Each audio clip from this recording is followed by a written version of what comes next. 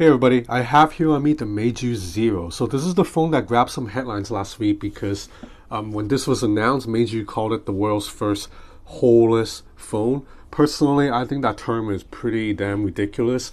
I think a more accurate way to say this is an uninterrupted, seamless unibody design. So you see at the bottom of the phone, it's missing a headphone jack obviously, but also no speaker grills and no charging port. And on the sides, left and right sides, where traditionally there are power buttons and volume rockers, there's nothing. It's smooth.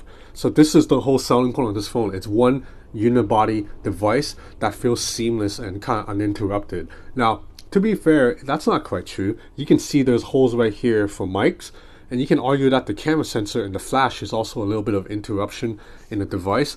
But hey, that's what phone brands are trying to go for now, like that hipster, slightly pretentious minimalism that everyone's doing. Like Vivo announced something similar with the Apex 2019. So what Meizu's doing here, it's similar idea. Now, around the front, you do have some bezels on the top and bottom, but I don't think they're too bad. I think the phone still looks really good. This is a curved OLED display. It feels very comfortable in the hand.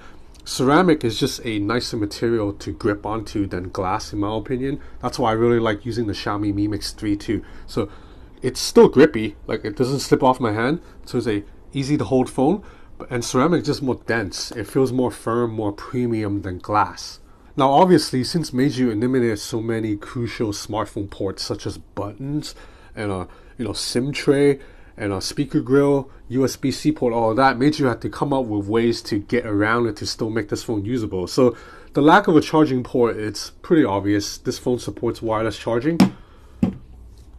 Supports wireless charging just fine. You see right here is working. And there's no buttons on the left and right, no physical buttons anyway. And instead, in its place are these touch-sensitive buttons, kind of like on the iPhone 7, you know, that fake home button where it's not really a button, but if you press into it hard enough, you feel a little click. So that's what's happening here. You see, I can adjust the volume right here, you see, by pressing into.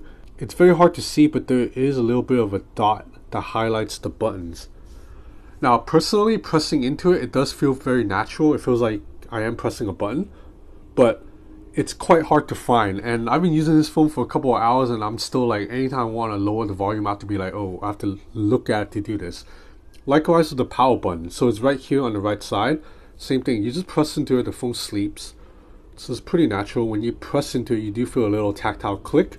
But again, it's a little bit hard to find. When I first got this phone, it took me like 5 minutes. Well, not 5 minutes. It took me like 90 seconds to turn it on because I wasn't sure what a button was and how hard I had to press it. Okay, next up, to replace the missing speaker grills, Meizu is using piezoelectric transducer technology. That's not new. Xiaomi did it with the first Mi Mix. So basically, sound will now vibrate through the screen to you. So let's just play a video really quick.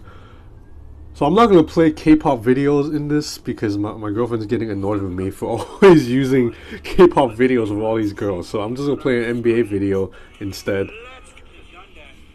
So you see right now, let me increase the volume a little bit.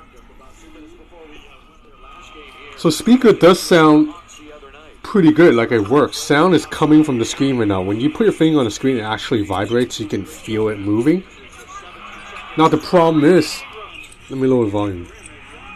The problem is, this doesn't get as loud as a traditional loudspeaker because I was at a coffee shop earlier and I was trying to test the speaker and I couldn't really hear it in the crowd, and the coffee shop wasn't even that loud. But if you're watching this in private, it definitely works. Let me play some music actually, because you need to check if bass works. So we'll go to my band.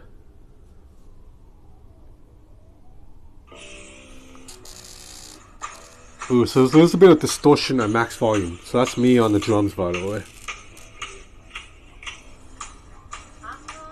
The screen looks nice though, like not having a notch really does add to the immersiveness. So the speaker sounds pretty good. I haven't been able to make a call yet because this phone, like I mentioned, doesn't even have a SIM card slot. So you have to use eSIM. eSIM, it's like a relatively obscure technology of a SIM card embedded inside your phone via software, and you can only set it up if your carrier supports it. Hong Kong right now, only one carrier uses eSIM, and I don't I don't use that carrier, so there's no way for me to use this phone fully out and about because I can't just use my SIM in there. I'll get to, so yeah, that ultimately limits how much I can use this phone, but I'll get into that later. So now we'll talk specs really quick. This is a 6.2-inch OLED panel. The chipset inside is a Snapdragon 845, so yes, some fans are going to be disappointed considering chipset is like now a year old, but it's still more than powerful enough to handle day-to-day tasks for like 99% of the global population. Multi-core score on the Geekbench is pretty respectable, 8734, 2432. I mean, we know that Snapdragon 845 is good enough. There's 6 gigs of RAM in there. It's a little bit on the low side, however. I do wish there was 8, but I haven't seen any performance issues yet with the phone.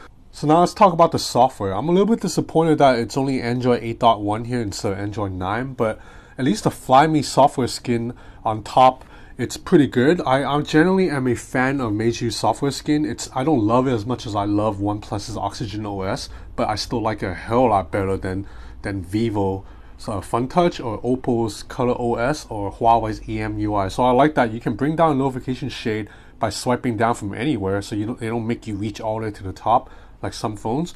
I like that you can swipe from the edge of the screen to cycle through your apps. That's been pretty useful.